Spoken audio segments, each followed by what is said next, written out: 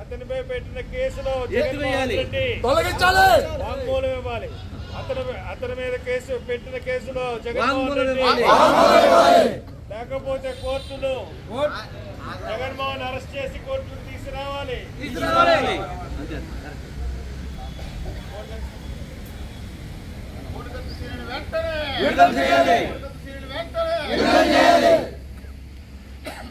జగన్మోహన్ రెడ్డి వాంగ్మూలం ఇవ్వాలి.